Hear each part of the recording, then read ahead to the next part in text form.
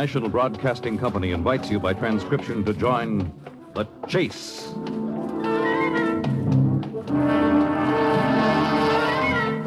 There is always the hunter and the hunted, the pursuer and the pursued. It may be the voice of authority, or a wraith with death and destruction, the most relentless of the hunters. There are times when laughter is heard as counterpoint, and moments when sheer terror is the theme.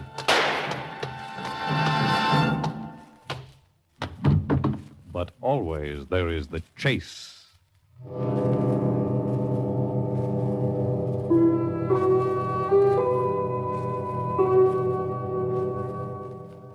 I've had two obsessions in my life. Two things I've wanted almost to the complete exclusion of everything else. One of them was wealth, money enough to live like a prince. And the other was a woman. I've been chasing my phantom pot of gold ever since I can remember, and the more it eluded me, the more I ran after the mirage. Until one day, it became a reality. That was the day I met Barbara, the most beautiful creature I've ever seen on this earth. And that was also the day I started working as private secretary to Mr. Archibald Mitchell, president of the Intercontinental Banking Corporation, who also happened to be Barbara's husband. Mr. Mitchell's office. Just one moment, please. Sir? Well, what is it, Preston?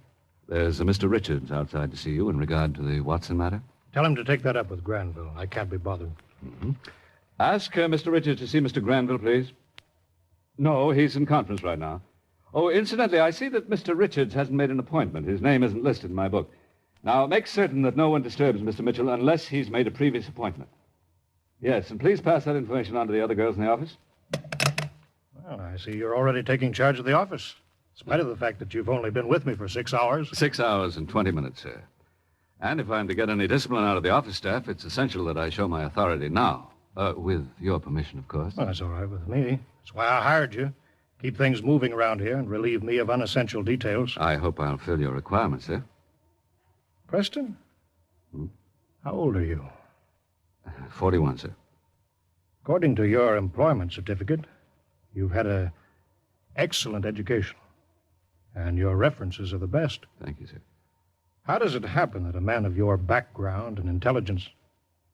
Well, it's Well, not... were you going to ask, Mr. Mitchell, why a man of my education, background, and age has gone no further in his career than private secretary? Well, something like that. Perhaps I was never fortunate enough or wise enough to grasp the opportunity when I saw it. Well, I didn't mean to be personal. Well, it's quite all right, sir. I don't mind at all. Oh, excuse me, sir. Mr. Mitchell's office. Who? Oh, one moment. It's Mrs. Mitchell, sir. Barbara, send her right in. Please ask Mrs. Mitchell to come right in. Well, you're in luck, Preston. Oh, am I, sir? You're going to meet the most wonderful and the most beautiful woman you've ever seen in your life. Well, we're virtually newlyweds, you know. We've only been married for 6 months. Oh, great. Come in, my dear. Come in. Archie, darling, I hope I'm not disturbing you. Not at all, Barbara. This is an unexpected treat. This is Elliot Preston, my new secretary. Is my wife, Mrs. Mitchell. How do you do, Mrs. Mitchell? Well, I'm very glad to know you. So nice to find that your secretary is male, Archie. Now I don't have to worry about some other woman stealing you away from me. As if an old duffer like me is worth stealing. Eh? I'm not going to take up too much of your time, darling. I just dropped by to hold you up. Going to do a little shopping? Well, I haven't a thing to wear for our weekend with the Radcliffes in Bermuda. How much do you want? 2,000 or 3,000 will do, sweet. Preston, make out a check for $3,000 payable to Barbara Mitchell, and I'll sign it. Yes, sir, certainly. You know, you can make things a lot easier for yourself by simply opening up a few charge accounts. Oh, I will, as soon as I get around to it. Oh, you look ravishing today, Barbara. Thank you, dear. Every time I see you, I... The check, sir? Oh, thank you, Elliot. Oh, you're a darling. All right, there you are, Barbara. Well, I'll be running along now.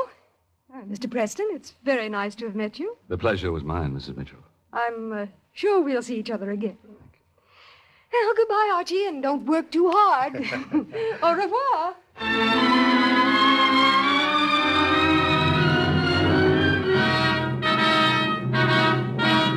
That was almost a year ago, and a year makes many changes. One of those changes was my relationship with Mrs. Barbara Mitchell. Elliot, stop it, you fool. Barbara, don't be coy with me, darling. I can't stand it. Elliot. I love you, darling, more than anything in the world. More than anything, Elliot? Oh, I don't think so. What do you mean? You love money more. And so do I. Do you? Well, if I didn't, you think I'd allow myself to be chained to that old imbecile I married? You don't care anything for him. It's me you love. Well, I must admit you're fascinating, Elliot. Then throw Mitchell over, divorce him, and marry me. What are you laughing about? Well, surely you're not that naive, Elliot. Well, you don't make in a year what I spend in a day. Yes, that's quite true. Well, why don't you do something about it? Do something? If a man like Archie can become a multimillionaire, surely you can get ahead as well. No, the time has passed for that. I've missed the boat. You certainly have. At any rate, I've got you. Oh? Have you? Mitchell will never find out about us. He's much too dense, and he'd trust me implicitly. Well, you don't think for a moment that I'm going to let this thing go on forever, Elliot? What do you mean? Well, I mean, it's too risky. And I'm afraid we'll have to put an end to it now. Can't help it if you're broke, darling. Barbara, Yes? suppose Mitchell didn't stand between us. Well, how do you mean? Well, I mean, suppose he became ill and died. Then what? Then, my handsome darling, your marriage proposal might make some sense. And we'd have the time of our lives together with the money I'd inherit. But let's not be childish. Archie isn't young, but he's the healthiest thing I've ever seen. He's liable to outlive both of us. Yes, I suppose you're right. It's getting late, Elliot. Archie will be home very soon now. I think you better leave. When will I see you again? Never. What? Well, at least never alone anymore. Barbara, you can't mean that. Oh, but I do, Elliot. I mean every word of it. Fun's fun, but the risk is becoming too great. Now, we're calling it a day. At least until Archie's health shows signs of undergoing a change.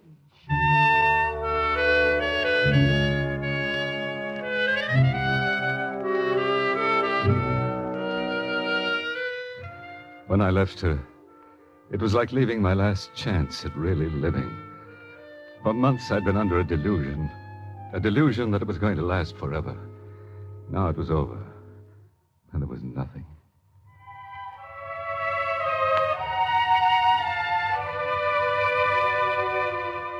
I remember wandering along the streets for hours that night, aimless and dejected. Finally, I did something I've rarely done in my life. I stepped into a small waterfront bar for a drink. What'll you have, mister? Scotch, please, and a little water on the side. Right. Well, I guess she's getting ready to sail. What? The Ocean Queen for Europe. Oh, I'm in the boat.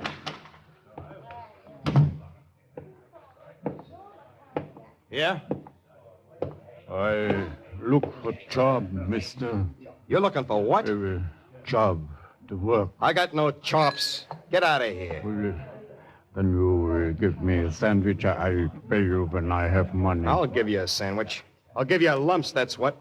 Now get out of here, you panhandling bum, before I throw you out. You don't talk to me that way, mister. No? Nobody talk to Otto Holscher that way. Why, I'll kill you. I'll crush you like a bog guy.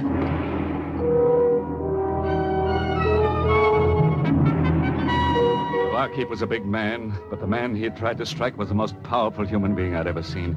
He caught the barman with a grip of steel around his middle. Then, like some giant bear, he started to put pressure on and a hug that had the barkeep's eyes bugging out like a fish as he gasped for air. I could almost hear his ribs begin to crack one by one. No, stop! You'll kill him! Stop! Stop! You hear me? Schweinhund! I tear him to pieces. Come on, let's get out of here.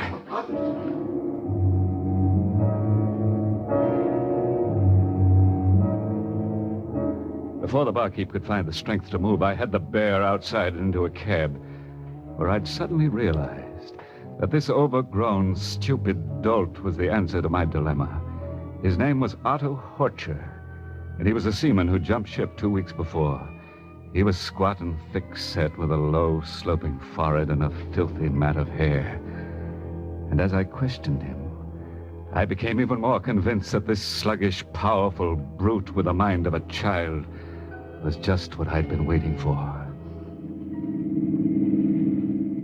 So, you're looking for a job, are you? Yeah. Mm-hmm. What kind of job? I do anything. I'm strong. I can work hard. Can you read or write? Read? No.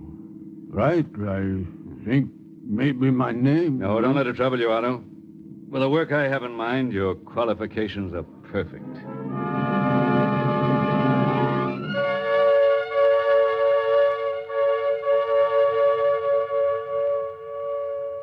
I took him to an all-night diner and bought him a meal, then brought him home to my flat. On the following day, I set him to work doing odd jobs around the apartment while I tried to arrange my plans.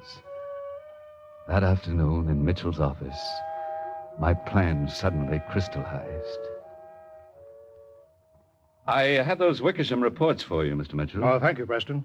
We're all tied up for the rest of the afternoon, aren't we? I'm afraid so, sir. I'll telephone my wife. Tell her I won't be home, Preston. Very well, sir. I'll need you this evening. I hope you won't mind staying here with me. Those reports must be checked before tomorrow. No, I don't mind at all, Mr. Mitchell. I don't know what I'd do without you, Preston. You're a great help to me. Thank you, sir. It's a pleasure to hear you say so.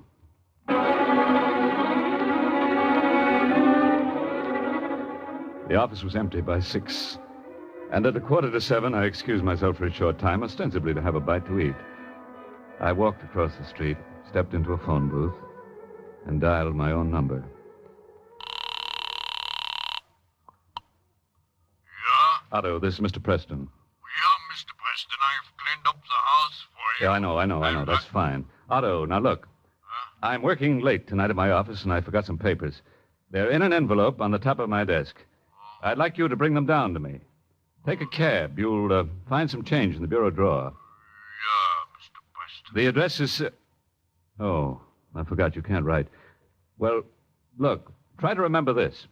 Yeah? Number 7 River Street, 3rd floor, room number 31. Got that? 7 River Street, Uh-huh. room 31. Yeah, Mr. Preston, I remember. And be sure to get there at 10 sharp. Not before, or you'll disturb me. I remember. Fine, Otto. 7 River Street, room 31, 10 o'clock sharp.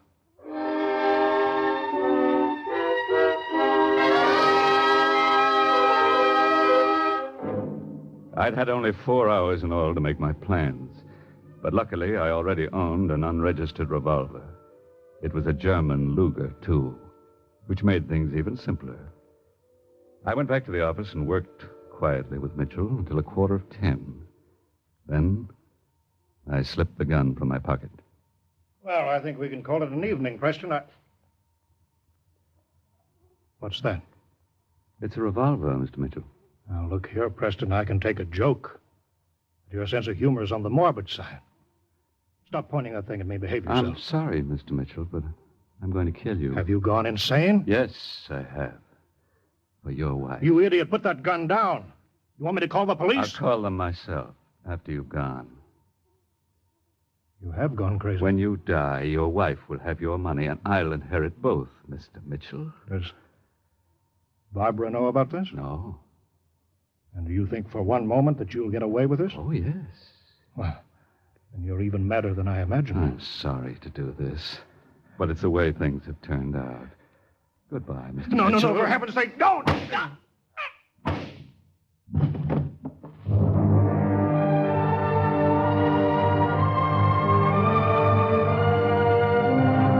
The first bullet went wide and hit him in the shoulder.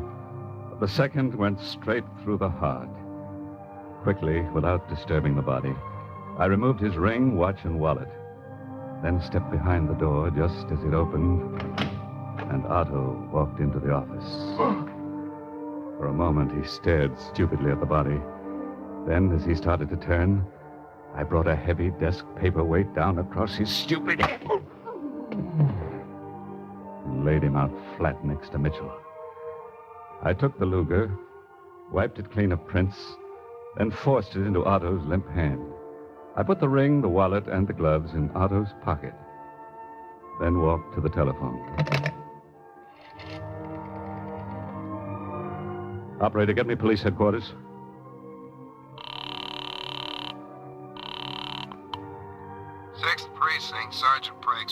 Sergeant, my name is Elliot Preston. I'm private secretary for Mr. Archibald Mitchell.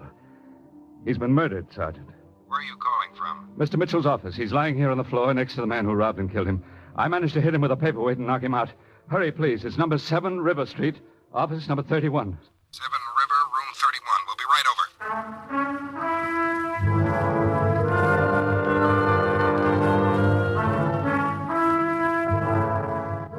Well, the rest was simple. Well, there was a trial, of course, but the circumstantial evidence was overwhelming, particularly after I testified for the state. Mr. Preston, you say you never before saw the defendant, Otto Holcher. No, sir. You were a material witness.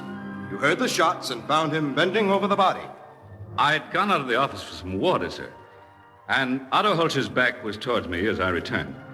I managed to strike him with a paperweight before he could turn around and shoot me, too. Liar! Liar! Liar! Liar! I kill you yet!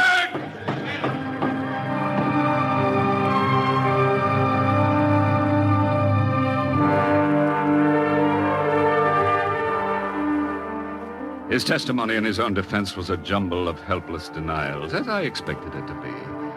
For he was much too stupid to know how to protect himself in any way. The trial only lasted 3 days, and I was present when he was sentenced. But when the judge gave him death in the electric chair, his eyes were on me.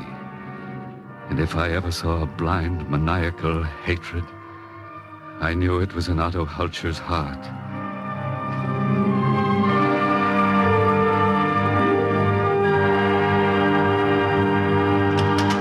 Elliot, is that you? Yes, Barbara. Well, it's over. They've sentenced him to the chair. He's to die in 3 weeks on the 22nd. Well, I guess it's what he deserves. Well, naturally, he murdered your husband, didn't he? I know, but at the trial, I just couldn't help feeling sorry for him. That's a ridiculous thing to say, Barbara. Well, I wouldn't have felt that way if I didn't sense that he may have been innocent. What?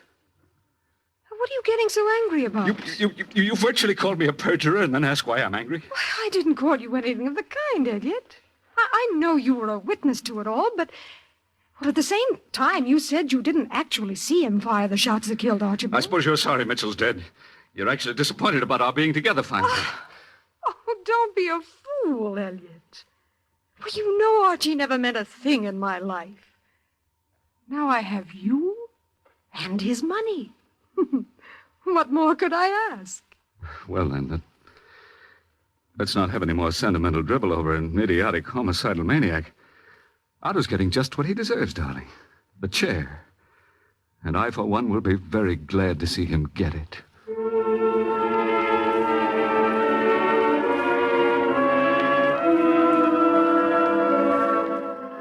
Yes, I was glad.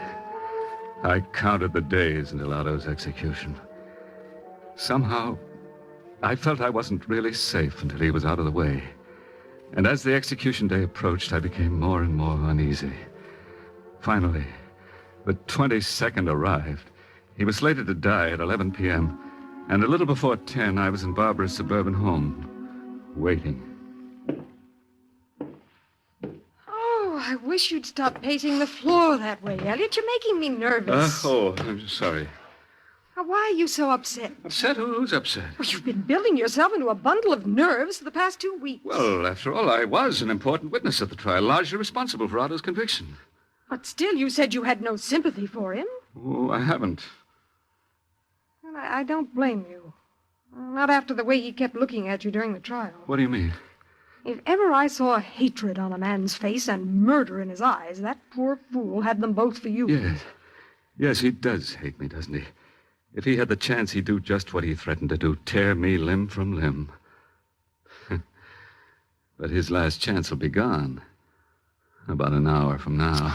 Oh, darling, all this talk and this waiting for an execution to take place, it's beginning to make you morbid. Come on, let's go dancing tonight. No.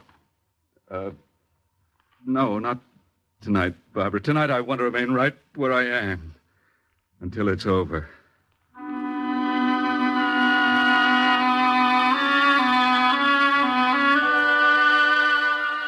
The next hour dragged on with a sluggishness that almost drove me out of my mind. I watched the minutes tick away until my head ached and my eyes grew tired and strained. Finally, just as I thought I had reached the breaking point, the moment came. And it was over. Oh, it's after 11. Thank goodness. I feel much better already. Do you? Yes, it's finished. He's gone. There's nothing left to think about anymore. Except you and me. And all that lovely money. Now you sound a little bit more like my boy. Well, if you won't go out, we'll have a little music and a drink right here. I'll put the radio on. You make some highballs. Okay. Frankly, I could use a double scotch.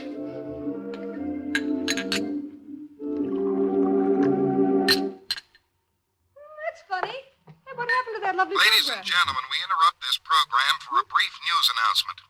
Otto Holcher, convicted murderer who was to be executed in the state prison just a few minutes ago, made an astounding escape by overpowering 3 guards while being escorted from his prison cell to the execution chamber in another building. The details of this fantastic escape will be broadcast just as soon as they are received from He's the press gotten room. away. Our regular program continues. No. It's all a mistake. The news report is false. They couldn't have let him loose. Shut that radio off. No, I've got to get hold of myself. I mustn't get panicky. You're frightened, aren't you? But what do you expect? The fools. Do you realize what they've done? They've let an ape loose, a maddened gorilla. Otto's as strong as an ox, and he's only got one thing on his mind, me. He'll come after me. I know it, Barbara. He swore he would. Oh, the police will protect you, Elliot. Yes, of course they will. It's simple, isn't it? I'll just ask for police protection. I'll call them now.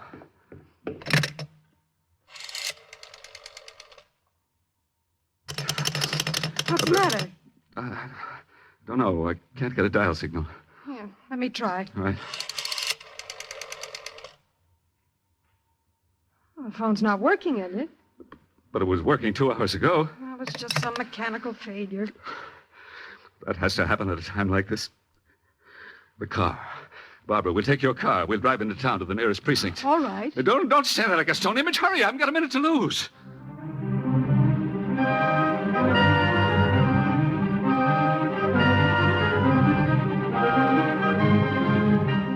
It was pitch dark outside as we stepped through the door and groped our way around to the garage. And as I walked, I tried to work out the time angle. The state's prison was half an hour away by car, and if Otto escaped an hour ago, he would have already had time to reach my apartment and discover I wasn't there. And thick as he was, he'd guess that I was at Barbara's. And granting him a stolen car, it would take him another half hour's drive to get here. Which meant that it was quite possible for Otto to arrive at any moment. Well, now what's the trouble? Oh, I don't know. The car won't start.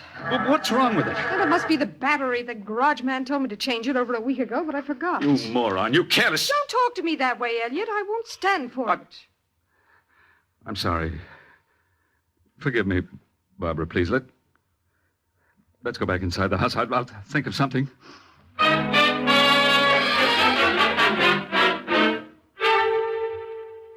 How else can I get into town? What about the neighbors? Can you borrow a car? Well, I think the Howards are in, but they're over a mile from Well, here. isn't there anyone nearer? Well, only in the summer. Those houses you see in the road are all closed down. Wait a minute. Quiet. I don't hear anything. No, I must have been mistaken. It's my nerves. Keep imagining things. Barbara, you've got to go over to those people and get help. Alone at this hour? Yes, I'm going to lock myself up inside the house. Don't you think it would be wiser if you came with me? No, he may be waiting out there. Oh, but it's all right for me to go. You don't mind my risking my neck with Otto, do you? He won't touch you, Barbara. Why should he hurt you? You didn't frame. I didn't frame what, Elliot? Nothing. What were you going to say? Nothing, I tell you. Elliot. It was you who killed Archie. Don't be ridiculous. At the trial and after. You were so anxious to put that man in the chair. Archie's death wasn't enough for you. Having me and his money wasn't enough. You had to see that man die, and I wondered Shut why up! Murder. I never realized you'd go that far. I never knew. Shut up, I tell you! Where are you going? You wanted me to get No. some help. Stay here. What? Stay here. I want to talk to you. You wouldn't give me away, would you, Barbara? Don't touch me, Elliot. Why do you look at me that way? I did it for you, didn't I? I did it so we could be together always. No, you did it for yourself, Elliot, and I want no part of it. Oh, you want no part of it now, do you? You're hurting me. After everything I've done, you're brushing me off. You'll also turn me I suppose. Strangle me, Elliot. What was that? Barbara! Barbara, come back! The lights. I must put out the lights.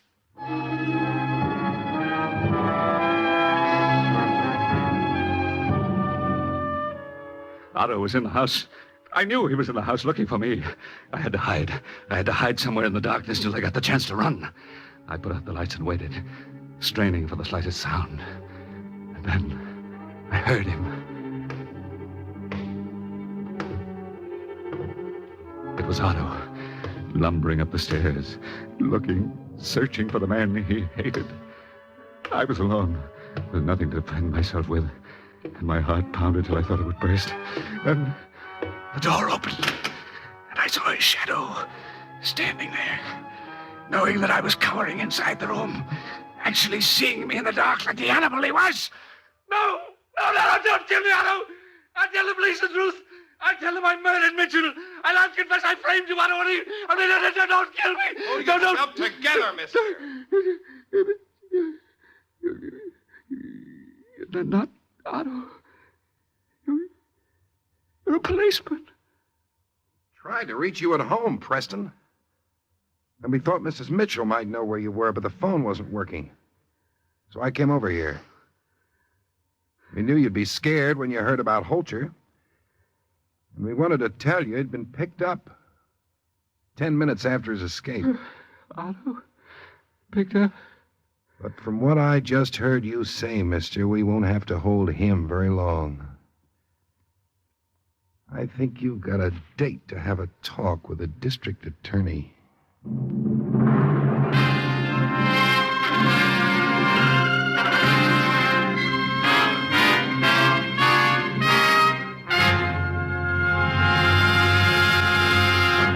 In the animal world, there is the hunter and the hunted, hound and fox, hawk and sparrow, cat and mouse.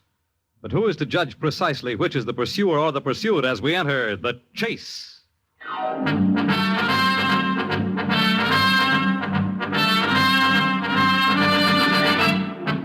The Chase was created and written for the National Broadcasting Company by Lawrence Klee. Heard in the cast were Paul McGrath, Beverly Roberts, Wendell Holmes, Roger DeKoven, John Thomas, and Phil Sterling. The Chase is directed and transcribed by Fred Way. Fred Collins speaking.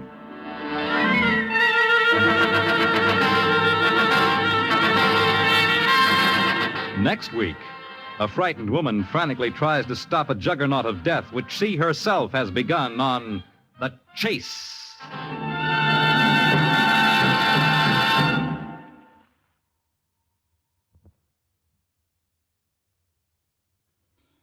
This program has come to you from New York. This is NBC, the national broadcasting company.